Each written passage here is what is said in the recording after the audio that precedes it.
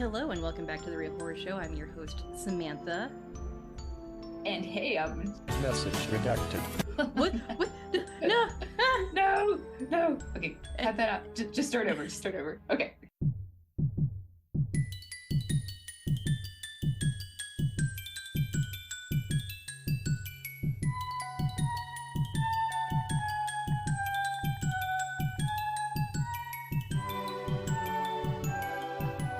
And you're the Stormy Skies. Yeah, I'm the Stormy Skies. Sorry, usually you introduce me, so I don't know what I'm supposed to say. Sorry, the smog is affecting my brain capacities. I panicked and I said, I looked at who was in the Zoom room and I read my own name. So anyway, I don't know why I said that. That was very bizarre. I don't know who that is, but anyway, I'm Stormy and it's fine. Yeah. Yeah, so we've got round 2 of the haze. This time, this is Stormy's second go around with the haze, and this is we got a little bit the last go round, not much to affect anything. Yeah. Excuse me. But this week it got really bad. Yeah, really bad. Never purple for us, but red. And red is not good either. No, not at all. No. Orange is still not good. It should be green or yellow is good. Good. Especially for outside people. I will say I feel like it's given me headaches. I don't want to sound like a baby since we were only in the red. Yeah, but no. I'm very sensitive to smoke, so yeah. I feel like it did give me a little bit of a sinus headache. Yeah. The same thing happened to Luke, but then whenever there's days like yesterday, which was really, really bad in my area, which is Western PA / Pittsburgh / Butler, I'll get headache. It was slight yesterday, but I had a bad one on Wednesday, and then I'll feel fatigued or sometimes I'll just lose my focus. Mm-hmm. And I 100% blame the air. Definitely the fatigue. I felt it so hard Tuesday and Wednesday. I was like, why am I so tired? I had to come home and just lay down. Dude, yeah. Yeah, 100% is the air, dude. It affects you so hard in ways you wouldn't think until it's happening. Yeah. So, 100% abnormal symptoms because of the smoke. Speaking of things affecting people, how about being separated from your family for 7 years? Oh my God, yeah, that would be abnormal, but not for the Mikelsons family. Yeah. So I made it to episode 5. I started episode 5. I did not finish it of season 5 of the originals. And you're right, the season so far is very good. I was like, wow. It's they must have got, I don't, Sam, you'll have to tell me what it is. They either have a different director for these episodes, more money, something is going on where the writing is better. It's just, it feels way better than any of the other seasons I've watched. I agree. Yeah. Season 3 was such a slog. And I think the thing that really helped season 4 and season 5 were these 2 time jumps. Yes. Where Hope is actually a player in the plot rather than just a baby. Yeah, a baby, a goal, something people are trying to kill. She can actually carry her own, even when she was 7 years old in the previous season. And now she's a teenager. Yeah. Going through teenager things. Mm-hmm. And it's so much better. And I found out that one of the writers went on to do Yellow Jackets. She's the showrunner for Yellow Jackets. So nice. I'll have to look up and see if anything shifted with these last 2 seasons or if it was just the time jump that really helped them get out of this rut they were in with season 3. It also is helping whenever they're taking specific episodes to kind of focus on one person's point of view or another. That's a really nice breakup of the monotony of just being with Klaus every single episode. you know? Yeah, that was great. Because Elijah really time to shine in episode 3.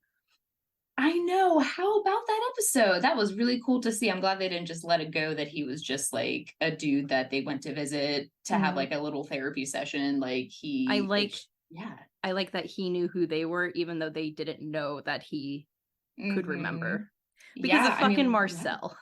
Yeah, I know. He really had to go back and be like, hey, you are Elijah. And it's I'll just Google myself. or what, I don't know. Of course he could figure it out, but I'm glad he like made a life for himself though. Yeah, found someone he loves, moved on from Yes. Haley. Yeah. Speaking of Haley, she's disappeared now. Hope did a Yeah. cloaking spell on her to protect her, but something went awry and no one can find her now. So Is she disappeared because like the actress has to like do other stuff, or is this part of it's what do you think? part, it could be both. They Yeah. probably wrote this in because she had other commitments, because we saw in like season 4 she was kind of not as into it anymore. Yeah, definitely. Just like Rebbekah is always disappearing. Which, speaking of Rebbekah, she and Marcel were living a happy life until he went and tried to propose to her, which was just his mistake. Right. But I was still sad that she said no. Yeah. But yeah. I mean, he should have known, like, she can't get married without her family. Yeah, yes, exactly. Yeah, they were doing fine. So just like do your thing. But he, yeah, went and did the thing and proposed to her, and she got And everybody's just yeah. so chill that Klaus keeps breaking the rules because he can't be without his favorite brother. Yeah, I know. I was gonna be like, Klaus, like stop. Just like Yeah. grow up. Like just chill it. Yeah. Like chill. But no, this season is really good so far. I think we are going to have a really good conclusion to the originals, and probably for us, at least for now, the Vampire Diaries. Yeah. And did you also notice that in these episodes, and I think this is also what's making them a little bit more engaging, is that they're doing like more like special effects stuff with like the magic and like vampire stuff and like fighting and just like adding little extra bits of things is really making it a little bit more exciting to watch. Yeah, I really like the blood. Every time one of them starts breaking the rules, like the water around the others turns to blood. How about that? And like maggots on the floor and stuff, and like just like different stuff like that. Even when there is the scene whenever she was watching that guy play like soccer and they like made the ball stop, even like stuff like that, it helps bring you back to the fact that like these aren't just people, they're like witches and vampires. So that's really important, I think, for them to keep doing stuff like that. And very important thing we glossed over, we got an appearance by Caroline. Oh yeah, Caroline. Yeah, she's like, hey Klaus, yeah, but I don't like you anymore, but like anyway. No, but they were very smitten with each other still. They were. And she said that and it took me a minute, but she said that she was married and a widow in the same day, and I was like, who did she marry? And I was like, oh Stefan. Shit. Yeah. But like, did he die? Yeah, he died at the end of the Vampire Diaries. I know, but I forgot that they were like married that day too. It just there's so much to remember. Yeah. Get overwhelmed. There was a lot that happened in that last episode. But no, they were cute together. They finished each other's sentences. And I do believe in some capacity they are endgame, even if they aren't endgame. Yeah. At the end of the series. Yeah, because he was like, he loved her and he wanted to take her to see the world, and I just thought it was a cool match. Yeah, I totally forgot that she showed up, but she's like, yeah, clean up because it's a mess. Like, you're just acting like you're an insane person, but you're not. You're just a big faker. She called him out on his shit, which is what he needed. For real. Yes, absolutely. But I thought it was cool that he did like come face to face with his daughter finally, and like they interacted a little bit, so that was cool to me to see that, because he loves Hope. We know from previous seasons how much he loves his daughter. And he's just going through a hard time right now because he can't be around his family. Yes, I know, so I can't wait to see what happens. What's the last thing that happened in episode 5, just so I can remember? I did not finish episode 5. Yeah, what was happening? The factions. I think there are factions who are not going to go along with Klaus and Marcel.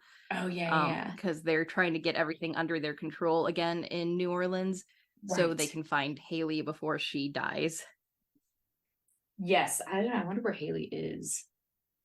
And then there was that random new woman vampire who kept saying, "You can't betray us like this." And Marcel was like, "I've known you for 5 minutes." Oh yeah, that woman, that like older woman who has like short hair. Mm-hmm. Yeah, she's like, I knew She's gonna be a big player. Big problem person. Yeah, big problem. I can just see Klaus killing her soon. I hope so. I know, it's just boring. Anyway, cool. So anyway, 5 so episodes in, not bad. We will get that wrapped up by the next minisode. Oh yeah, side disclaimer, guys. Netflix finally removed me from the household I was siphoning from. So yeah. So just be wary that it could happen to you soon. So just make sure you have a backup plan of just getting Netflix if you're following along with us with the originals. Yeah. Or procure it in other ways. I won't judge. Yes, absolutely. Just do whatever you can to just consume that media that we're telling you to do. Just do what we're saying. It's all good. Yes. So let's go ahead and pick our movie to review for next week. Oh yeah, I wonder what will be so totally random. So totally random. Totally it's random. gonna be the brand new Shudder exclusive Children of the Corn, which is brand new as of 2023, and the newest film that was in the newly added section of Shudder.com. Possessed by possessed by a spirit in a dying cornfield, 12-year-old Eden recruits the other children in her small town to go on a bloody rampage and kill all the adults. Eden, so it's a girl? It's a girl. Oh, it's a little girl. Yeah, what's the kid's name in the old one? Isaac. Yeah, I was like, Jedediah. Yeah, it's there. I think there is a Jedediah, but he's not the. There's also Malachi. They're all very like Amish names. Yes, Isaac, Malachi, Joseph. Can't go without that. But I'm excited. Children of the Corn is usually a terrible time, so. Oh, absolutely. It is. It's like one of those movies that you love to hate. Yeah. Because it's so insane, but also it can be quite terrifying because rural areas do exist. You just don't know what's going on in these small towns. Like if you came upon a town that was overrun by just like the children, like I would be surprised and yet not. Yeah, I would know better than to ask questions. I would simply mind my business. Yes, it's been a good 10 years since I've watched the original. Since the last time I watched the original, I just know the ending was so stupid and so bad. Like after all this mayhem, after everything's dead, they have like a very cutesy family moment of, well, can we go live with you? And Linda Hamilton's like, well, I suppose so. Yeah, I'm just and then they like skip off into the sunset. I'm like, that's really messed up. Yeah, it goes back to how these older horror movies do a bad job at not acknowledging the copious amounts of trauma these characters just endured. Yeah, like a nightmare. Have you read the Children of the Corn novels? No. Novellas? How is that? I haven't either. I wanted to know if you, because I haven't. Okay. Yeah, I just know how they are. They're novellas, right? They're like a series. Yeah. So a novella would be just like a little bit shorter than a regular novel. Yeah. Children of the Corn. I don't know why this search for just Malachi. So Children of the Corn. If you want to brush up, listeners, it's a short story. It's a short story. Oh, short story. So there you go. Yeah. And you can also watch Children of the Corn 1984 on Tubi for free. And like Tubi itself is free, right? Something like that. Tubi is free. So yeah, and so there you go, and that goes to show what kind of movie this really is. It's just free all around. I wouldn't bash Tubi like that. There is a horror movie that gets a lot of really good reviews that I want to watch that's on Tubi, but I thought like Mongo. I checked to see if it was on Shudder, but it's not. I've heard nothing but good things about it, and it is on Tubi, I think. So we'll have to squeeze that in soon. Yeah. Well, listen, I was quick to judge, but listen, some people do love this movie. So if you love it, it's just available for you to watch. But if you want to brush up, it is on Tubi for free. Yeah. And I'm not going to say you don't have to siphon through a lot of shit to find good stuff on Tubi. There was a Good Onion article that was just CEO of Tubi rummaging through Goodwill to find new movies to add. into the collection. Yeah, that's so funny because it reminds me of like when you go to like any larger department store, like a Target or a Walmart, and there's like those really big bins with like a bunch of DVDs for like 99 cents. And you always have to look through to see because if there's sometimes like you find good. a movie you love. Yeah, and it's like for cheap, you just buy it. Yeah. That's how most of my DVD collection has grown. Yeah, definitely mine too. I'm also a huge fan of Pluto TV. I wish it existed while I was in school. Yeah, I think I used Pluto for a second there. Yeah, Pluto I think is a really great free movie and TV service. Yeah. So I will absolutely support these free services even if they have a lot of nonsense on them.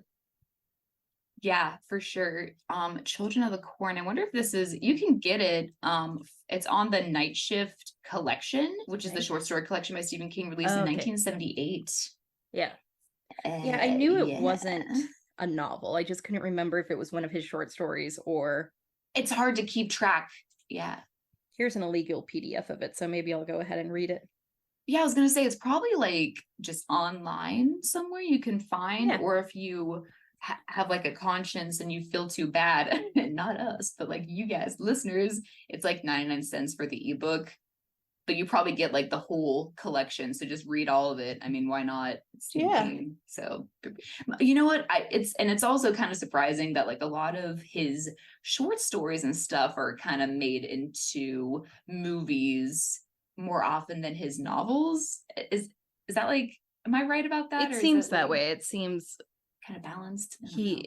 I think it's an equal split between what gets made, because when you think of Stephen King, you think of the horror, you think of Carrie, you think of The Shining, but some of his best work isn't horror related, like The Shawshank Redemption.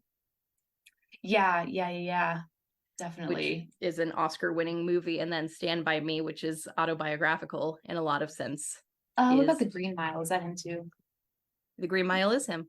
Yeah, dude. And that's what I'm saying. Like, it's like has elements of like fear, but that's not a horror movie. Like, you know what I mean? It's like, but it's got his like sense of like supernatural stuff. But yeah, I just feel like when I think of Stephen King, I think of like a novel, but he has more short stories and novellas than I realize, I think. Yeah. Very cool. And that's not even including all of the shit he's published as as the other guy, Bachman. Bachman. Whatever the first name, Bachman's the last name. I have a Robert, or is it Rob? I think it's Robert Bachman. Is it Robert Bachman? Stephen King pseudonym. Richard Bachman. There we go. I've got one Richard Bachman novel on my shelf, but I have not read it. Doing some research into the movie we're going to review next week. It actually came out in, it premiered in 2020. The film was originally scheduled for theatrical release in fall of 2022, but was pushed back. In January 2023, RLJE Films and streaming service Shudder acquired distribution rights. The film was released in an 18-day theatrical window starting on March 3rd, 2023, and was released on demand on March 21st, 2023. And it was released on Shudder today, June 30th. Oh, sweet. Today, that's what, okay, rad. Yay. So this movie is technically 3 years old, but it sounds like it went through distribution hell to exist. And like that really sucks, because like there's movies that I know I'm sitting here waiting on that may never even come to be, you know what I mean, for years, and it just like sucks. So I'm glad this one like broke through. Yeah, good for them. Yeah, seriously. So let's do it. Children of the Corn 2023 on Shudder, you guys. So if you haven't noticed, we're kind of like doing the Shudder thing, so you should just definitely support Shudder. It is such a cool platform that just focuses on horror stuff, which rules. Yeah, so and hashtag not spots. Yeah, hashtag not an ad. And Netflix, geez, like really just sucks killing our vibe here. Netflix, we're all about Netflix, but it's not harsh anymore. and our mellow. Yeah, I was like, what am I trying to say? That's like hip, harsh and my mellow, dog. So Children of the Corn, can't wait to see the new. I don't know if I'll watch the old one first, just to like, it's been a while. I don't know if I should. I might, but I'll definitely watch. You got a week to decide. I will decide. I hope I decide within a week. If I don't, then that would suck. That's all I have this week. Awesome, man. All right, same here. And everybody, don't forget to watch more of the originals. We're almost done with the last season. Woo! And then you guys will be so excited to see what we choose for our next series to review. All right, guys, so enjoy your week, and we'll catch you next time. Bye. Bye-bye. I love the creepy